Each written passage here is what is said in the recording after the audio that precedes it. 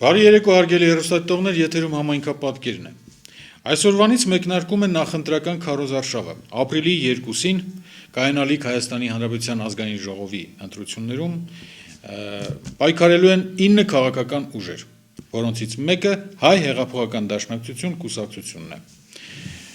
Գեղարքունիք ընտրատարածքում Հայ հեղափոխական դաշնակցություն կուսակցությունը առաջադրել է իր տարածքային ցուցակով 12 անձանց։ Այժմ իմ զրուցակիցն է Հայ հեղափոխական դաշնակցություն կուսակցության գերագույն մարմնի անդամ Իշխան Սաղաթելյանը։ Բարև ձեզ։ Պարոն Սաղաթելյան, նախ երևի թե սկսենք նոր սահմանադրությունից, որովհետև սահմանադրությունը բերեց նրան, որ մենք ոնց որ թե նոր քաղաքական ինչ-որ իրադարձության ականատեսը պետք է լինենք ապրիլի 2-ին։ Խնդրեմ։ Շնորհակալ եմ հրավերի համար։ Սահմանադրական բարեփոխումները Հայ հեղափոխական դաշնակցության 25 տարվա պայքարի արդյունքում նաև տեղ ունեցան։ Դաշնակցությունը երկար տարիներ պայքարում էր այս նոր սահմանադրության համար եւ առաջարկում էր անցնել դեպի խորհրդարանական կառավարման։ Որովհետեւ մենք գտնում ենք, որ մեր երկրում կուտակված բազմաթիվ խնդիրների պատճառը նաև հենց այն սահմանադրություններ, որ ունեինք մինչև այսօր։ Երկրի իշխանության միահեծան իշխանությունը, երկրի իշխանության տարբեր ճյուղերի ոչ հավասարակշռված լինելը բերում էր նրան, ոչ անկախ դատական համակարգի առկայությունը, բերում էր նրան, որ տեղի ունեցող բոլոր խնդիրների պատճառը նաև նախկին սահմանադրություններ։ Այս առումով մենք գնում ենք դեպի նոր սահմանադրության եւ նոր սահմանադրությունը լավ սկիզբ է արդար Հայաստան կառուցելու համար։ Նոր սահմանադրությունը ինքնըստինքյան բերելու է նոր փոփոխություններին, նոր փոփոխություն ասվածը հենց այս ընտրություններն են, ոնց որ տեսնում ենք, այսինքն մենք ունենալու ենք նոր խորհրդարան, որը հիմնականում համամասնական ընտրակարգով է ընտրվելու եւ ինչպես տեսնում ենք համամասնական, բայց ունենք նաեւ ռեյտինգային թեկնածուներ։ Այս հանգամանքը դուք ոնց եք դիտարկում, խնդրեմ։ Տեսեք, նոր սահմանադրությամբ, երբ որ երկիրը արդեն լիարժեք մյուս տարվանից անցում կատարի դեպի խորհրդարանական կառավարման, խորհրդարանը բացառիկ եւ առանցքային նշանակություն է ունենալու երկրի ղեկավարման գործում։ Այս նորընտիր խորհրդարանն է ձևավորելու իշխանությունը, գործադիր դատական համակարգը, այս նոր խորհրդարանն է ըստ էության որոշելու մեր երկրի վաղվա ապագան։ Հետևաբար նոր խորհրդարանում հայտնվող բոլոր քաղաքական կուսակցությունները եւ քաղաքական գործիչները անհրաժեշտ է որպեսզի ունենան շատ հստակ ծրագրեր, անգրագետ, անսկզբունք, անողնաշար, անտեսակետ քաղաքական գործիչների ներկայությունը նոր խորհրդարանում հնարավոր է նաեւ վտանգավոր լինի մեր երկրի համար։ Հետևաբար շատ կարևոր է, որպեսզի մեր հասարակությունը ճիշտ ընտրություն կատարի։ Խորհրդարանի դերակատարությունը, նորից եմ կրկնում, լինելու է առանցքային երկրի կառավարման գործում։ Նոր ընտրական օրենսգիրքի հետ կապված ինչ կասեք։ Նոր ընտրական օրենսգիրքը փոփոխությունների։ Այո, նոր ընտրական օրենսգիրքը այն տարբերակը չէր, ինչ որ ցանկանում էր դաշնակցությունը։ Մենք այլ համամասնական ենք պատկերացնում։ Մենք գտնում ենք, որ տեխնացուները պետք է քվեարկեն համապետական մակարդակով կամ անցում կատարենք ամբողջությամբ համամասնական տարբերակի։ Վտանգ կա, որ այս քաղաքական ընտրությունները փորձելու են վերածել բակի, թաղի, գյուղի քաղաքի ընտրության։ Բայց սա երկրի ամենակարևոր քաղաքական ընտրություններից մեկն է լինելու։ Հետևաբար կարծում եմ, որ այս ռեյտինգային տարբերակը ունի իր խնդիրները, խնդիրները, նախկինում գուցե սրա հերթնել կհասնի, սա եւս կշտկվի։ Շնորհակալություն։ Ինչ կասեք մեր Գեղարքունիքի մարզում Հայ հեղափոխական դաշնակցության ռեյտինգային ցուցակով առաջադրված տեխնացուների մասին։ Ուրեմն դաշնակցությունը Գեղարքունիքում ներկայանում է 12 հոգանոց թիմով, արդից օգտվելով ցանկանում ներկայացնեմ իմ մյուս ընկերներին մարզի, որոնք եւս առաջադրվել են։ Ուրեմն Ճամբարակի տարածաշրջանից ունենք 2 տեխնացու, Հրացին Հարությունյան, ուսուցչուհի եւ Սամվել Գալեչյան, ցար, Ազատամարտիկ, հարգված մարդ։ Վարդենիսի տարածքից ունենք եւս 3 տեխնացու, Հակոբ Դաշյան, Ազատամարտիկ, Մանկավարժ, տարածքում հարգված ազնվորություն, Կարինե Ասատրյան, Բարսեղյան, Սարիկ, երիտասարդ իրավաբան։ Այստեղ ուզում եմ նշեմ, որ նաև մենք մեր ցանկում ունենք ոչ դաշնակցական ներկայացուցիչներ, որոնք կիսելով մեր գաղափարախոսությունը, կիսելով մեր ծրագրերը, առաջադրված են մեր ռեյտինգային ցուցակով։ Մարտունու տարածաշրջանից ունենք Ահարոն Բադալյան, Վարդենիկ համայնքից, Գեղահովիտ համայնքում Էդիկ Ասլանյան, դպրոցի տնօրեն, Ներքին Գետաշեն համայնքում Մարատ Պողոսյան եւ Լիչ համայնքից Սյուզի Մակարյան, կրկին ուսուցչուհի։ Գավառի տարածաշրջանից Նարադուս համայնքից ունենք Արտաշես Նիկոյան, երկար տարիներ փոխմարզպետ է աշխատել, մարզից մեր շատերը ճանաչում են, եւ Սևանի տարածքից Մելիքա Ներսիսյան, Լճաշեն համայնքից, երիտասարդ կրթված հարգված ազնվորություն։ Ինչպես նկատում եք, մեր ցուցակը, ինչպես նաև ես, ինչպես նկատում եք, մեր ցուցակը ժողովրդի ծոցից դուրս եկած ցուցակ է, օդիոս դեմքեր, օլիգարխներ, չգիտեմ, նման մարդիկ մեր ցուցակում տեղ չունեն։ Իրենց կյանքում հաջողած, իրենց բնակավարում առաջընթաց արձանագրած մարդիկ են, որոնք միավորվել են հանուն մեկ գաղափարի, հանուն Հայաստանի զարգացման, հանուն դաշնակցության ծրագրերի իրականացման, եւ մենք այս թիմով գնում ենք դեպի ընտրություններ։ Շնորհակալություն։ Խոսենք մի քիչ ծրագրերից։ Ես գիտեմ, որ այս ընտրություններում ռեյտինգայինով առաջադրված տեխնացուները պետք է կուսակցության ծրագրերը առաջ տանեն, այսինքն իրանց հանդիպումներում նախընտրական կարծրաշավների ժամանակ ներկայանան առաջնահերթ հենց կուսակցության անունից, գաղափարախոսությունը ներկայացնեն, ամբողջ ծրագիրը ներկայացնեն։ Ձեր պահով խնդրեմ։ Տեսեք, ես խոշոր հաշվով ցանկանում գնամ խորհրդարան դաշնակցության քաղաքական պլատֆորմ իրականացնելու։ Եվ բոլոր մեր ռեյտինգային տեխնացուները, ովքեր ցանկություն եւ հնարավորություն ունեն, ովքեր պայքարում են գնալու, գնում են դաշնակցության քաղաքական ծրագիր իրականացնելու։ Բայց իբրև ռեյտինգային տեխնացու, ես իմ ընտրողներին ծանոթ եմ մարզի բազմաթիվ հրատապ առաջնահերթ խնդիրներին, բայց ընդամենը մեկ բան եմ ասելու սկզբից մինչև վերջ, որ ես տարեկան 365 օր, օրը 24 ժամ լինելու եմ մարզի յուրաքանչյուր բնակչի կողքի։ Այս ընթացքում ես որ հանդիպում եմ տարբեր մարդկանց, քաղաքացիների հետ, տեսնում եմ, որ կան բազմաթիվ կուտակված խնդիրներ, որոնց լուծումները ընդամենը մեկ հեռախոսի զանգ, մեկ նամակ, մեկ դիմումով կարելի է լուծել։ Այսինքն դրանք մեծ ռեսուրսներ եւ մեծ ջանքեր չեն պահանջում այդ խնդիրների լուծումը։ Պարզապես դրանցով զբաղվող չկա։ Այսինքն իսկ դա իրականացնելու համար ընդհանրապես պետք է սիրես քո ազգաբնակչությանը եւ քեզ մի քիչ նեղություն տաս։ Հակառակ պարագայում մարդիկ ընտրվում են անհայտանում, 5 տարի հետո կրկին հայտնվում հրեշտակի թևերով եւ առաջարկում, որպեսզի իրենց ընտրեն։ Այստեղ մի քանի կարևոր խնդիրներ կա, որոնց մասին ես ուզում եմ նաեւ ուշադրություն հրավիրել մեր հասարակության, որ հիմա կրկին արդեն հայտնվել են։ Հեսա նորից կսկսեն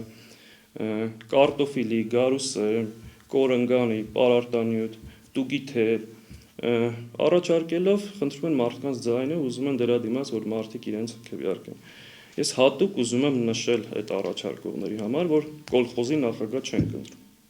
Այսինքն մենք ընտրում ենք ազգային ժողովի падգամավոր, երկրի բարձրագույն քաղաքական մարմնի անդամ, քաղաքական կուսակցության ներկայացուցիչ, որը գնալու է խորհրդարան եւ անմիջական մասնակցություն ունենա երկրի կառավարման գործին։ Կամ արդեն սկսել են տանիքների կտուրները կվերանորոգեն, մուտքերի վերելակի հարց կլուծեն։ Այսինքն ժեկի պետք չենք ընտրում, էլի։ Ազգային ժողովի падգամավոր ենք ընտրում։ Ես շատ ուրախ եմ եւ երբեք դեմ չեմ, այսինքն եթե մարդիկ ունեն անձնական հնարավորություններ, քաղաքացիների ձեռքը բռնեն, օգտակար լինեն, իրոք օգնություն ցուցաբերեն։ Բայց երբ որ դա տեղի է ունենում 5 տարին մեկ ու միայն ընտրություններից առաջ, դա արդեն ուրիշ բան է նշանակում։ Այսինքն խոստումներ տալ, ինչ որ բաների մասին խոսել, ու եթե անող ես, իրական բարեգործ ես, իրականում դու մտահոգ ես քո քաղաքացիների ճակատագրով, այսինքն արա 5 տարվա ընթացքում։ Բայց երբ որ դա անում ես միայն մի նպատակով, որպեսզի ժողովուրդը քեզ քվե տա, դա անընդունել է եւ երբեմն ծիծաղել։ Վերջապես ո՞րն է падգամավորի խնդիրը։ Падգամավորը ժողովրդի ներկայացուցիչն է գործադիր իշխանության մեջ։ Ժողովրդի հոգսը, ժողովրդի ձայնը, ժողովրդի խնդիրները բարձրացնելու, հնչեցնելու, այդ խնդիրների լուծման հետևից գնալու։ Ոչ թե ընտրվեն 5 տարի կորան եւ կրկին հայտնվեն էլի նույն խոստումներով։ Հետևաբար մեր մարզի ազգաբնակչությունը պետք է այս առումով շատ ծանր թեթևանի։ Տեսնի ով է առաջիկա 5 տարում իր կողքին կանգնելու, ով է ի վիճակի այդ խնդիրները իրականում բարձրաձայնելու։ Օրինակ ես հայտարարում եմ, որ մեր մարզի բոլոր խոշոր քաղաքներում Ճամբարակ, Վարդենիս, Մարտունի, Գավառ 5 քաղաքներում այսինքն մշտական ունենալու են գործող падգամավորական գրասենյակներ, որոնք յուրաքանչյուր ամիս ընդունելություն են կազմակերպելու մեր քաղաքացիների հետ, լսելու իրենց խնդիրները, խնդիրները, փորձելու այդ հարցերը բարձրաձայնել, օգտակար լինել։ Մարզի հետ կապված, օրինակ, հիմնականում ինչ խնդիրներ կարելի է առանձնացնել, որոնց լուծման համար ուղիներ եք առաջարկում, կոնկրետ կուսակցությունը, ինչպես նաև դուք որպես, ասենք, կուսակցության կողմից առաջադրված տեխնացու, հնարավոր է, չէ, որ դուք էլ, ասենք, ասեք, որ մեր մարզում այս խնդիրը կա, այս ուղղությամբ կարելի է, չէ, լուծումը գտնել, կոնկրետ որ ճյուղերի վրա ուշադրություն կդարձնեիք մեր մարզում։ Գեղարքունիքի մարզում։ Տեսեք, հիմնականը երկու ուղղությամբ կարելի է Գեղարքունիքի զարգացումը տեսնել։ Մեկը գյուղատնտեսությունն է եւ երկրորդը туриզմը։ Սևանը մեր ազգի հարստությունն է։ Մենք Սևանը այս տարիների ընթացքում անխնա շահագործել ենք, վերցրել ենք ինչքան հնարավոր է, որքան հնարավոր է։ Սևանը իբրև զբոսաշրջային կենտրոն շատ հետ է մնացել հանրապետության մյուս քաղաքներից, զբոսաշրջային քաղաքներից, Ծաղկաձորից, Դիլիջանից, Ջերմուկից։ Ինքը ունի իր օբյեկտիվ եւ սուբյեկտիվ պատճառները։ Մարդիկ ներդրում չեն անում Սևանի ափին։ Ես իմ անձնական օրինակով կարող եմ ասել, իբրև Սևանում վերջի 25 տարիների ընթացքում ամենախոշոր ներդրողներից մեկը, որ Սևանում բիզնես անելը շահութաբեր չի, որովհետեւ սեզոնայնությունը շատ կարճ է։ Եվ պետությունը որևէ կերպ չի աջակցում, ոչ ենթակառուցվածքների խնդիր գոյություն ունի, կոմունիկացիաների խնդիր գոյություն ունի։ Հետևաբար այս առումով պետությունը մեծ անելիք ունի։ Այսինքն պետք է ստեղծեն հատուկ պայմաններ, որպեսզի Սևանում ներդրումներ իրականացնելու համար, այսինքն մարդկանց շահավետ լինի։ Սևանը նաև պետք է դարձնել ոչ միայն ամառային զբոսաշրջային կենտրոն։ Դրա համար անհրաժեշտ է ընդհանրապես ձմեռվա համար ստեղծել որոշ ենթակառուցվածքներ, որպեսզի նաև երկարացնել այդ սեզոնայնությունը։ Սևանը այդ զբոսաշրջությունը մեծ լիցք կարող է հաղորդել մեր տարածաշրջանի զարգացման։ Այս առումով մենք լուրջ աշխատանքներ մինչև հիմա չենք իրականացնել եւ բավականին հետ ենք։ Հետևաբար ստեղ մի հսկայական անելիքներ կա, որ պետք է իրականացնենք։ Շնորհակալություն, հիմնականում ես կուզեի անդրադառնայինք նաև ոչ միայն զբոսաշրջությանը, ճիշտ է, իրանից ինքը ենթադրում է աշխատատեղերի ստեղծում, բայց մենք այսօր